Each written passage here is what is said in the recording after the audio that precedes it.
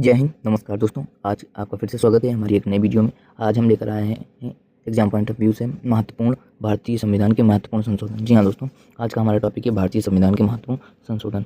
Exam point of view से महत्वपूर्ण हम टॉपिक लाए हैं और इससे क्वेश्चन 100% बनते हैं। इस चक्कर में मैंने महत्वपूर्ण ही लिए हैं, बाकी इधर उधर से नहीं उठाए हैं और लगातार ही से नहीं लिए हैं। मैंने केवल महत्वपूर्ण ही संशोधन लिए, तो जिसमें आप देख सकते हैं पहला संशोधन हमारा कब हुआ था 1951 में। इस संशोधन द्वारा 9वीं अनुसूची को शामिल किया गया था, इसे याद कर लो। उसके बाद दूसरा संशोधन है 1952। इसमें क्या हुआ था, संसद में राज्यों के प्रतिनिधित्व को निर्धारित किया गया था। इसके बाद हमारा आता है तीसरा संशोधन वैसे तो है ये 7वां, लेकिन क्रम वाइज ये तीसरा हुआ है। इंपॉर्टेंट के जरिए मैंने 7वां ही रखा है, तीसरा नहीं रखा। तो 7वां संशोधन 1956 में हुआ था। इस संशोधन द्वारा राज्य का आ, ब, स और द वर्गों में विभाजन समाप्त कर उन्हें 14 राज्यों और 6 केंद्र शासित क्षेत्रों में विभक्त कर दिया गया था। 6 केंद्र शासित क्षेत्रों में विभक्त कर दिया गया था। उसके बाद देखते हैं, इसके बाद हमारा महत्वपूर्ण जो संशोधन है वो 10वां है। जी हाँ दोस्तों, महत्वपूर्ण संशोधन जो है हमारा वो 10वां है। आप देख सकते हैं महत्वपूर्ण संशोधन 10वां 1961 में हुआ था ये। और आप देख सकते हैं दादरा नगर हवेली को भारतीय संघ में शामिल कर उन्हें संघीय क्षेत्र की स्थिति प्रदान की गई थी। उसके बाद हमारा इम्पोर्टेंट 12वां भी संशोधन है, इम्पोर्टेंट है ये 1962 का। इसमें क्या हुआ था, गोवा, दमन और दीव का भारतीय संघ में एकीकरण कर लिया गया था। उसके बाद हमारा संशोधन आता है 13वां, जो 1962 में हुआ था। संविधान में एक नए अनुच्छेद यानी नया अनुच्छेद 371 आ को जोड़ा गया था, जिसमें नागालैंड के प्रशासन के लिए कुछ विशेष प्रावधान किए गए। 1 दिसंबर 1963 को नागालैंड को एक राज्य की स्थिति प्रदान की गई थी। फिर इसके बाद हमारा नेक्स्ट जो है वो 14वां संशोधन है, जो कि 1963 में हुआ था।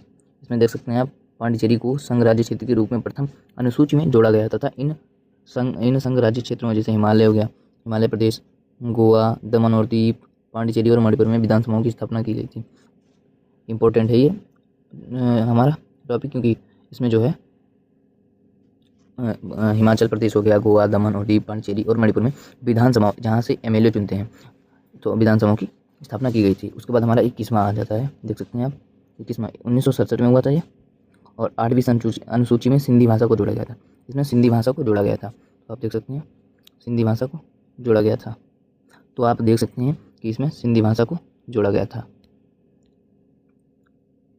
उसके बाद हमारा महत्वपूर्ण में से 22वां संशोधन है। इसमें 1968 में संसद को मेघालय को एक स्वतंत्र राज्य के रूप में स्थापित करने तथा उसके लिए विधानमंडल और मंत्रिपरिषद का उपबंध करने की शक्ति प्रदान, यानी संसद से मेघालय को एक स्वतंत्र राज्य के रूप में स्थापित करने तथा उसके लिए विधानमंडल और मंत्रिपरिषद का उपबंध करने की शक्ति प्रदान की गई थी। यहाँ पर संसद के की जगह संसद से यहाँ पर को हो गया, गलत हो गया, शायद कोई मिसप्रिंट हो गया, उसके लिए क्षमा चाहता हूँ। उसके बाद हमारा इंपॉर्टेंट इंपॉर्टेंट पॉइंट हमारा है 24वां संशोधन, जो 1971 में हुआ। तो संसद को मौलिक अधिकारों सहित संविधान के किसी भी भाग में संशोधन का अधिकार दिया गया था। उसके बाद हमारा नेक्स्ट आ जाता है 27वां 1971 में हुआ था।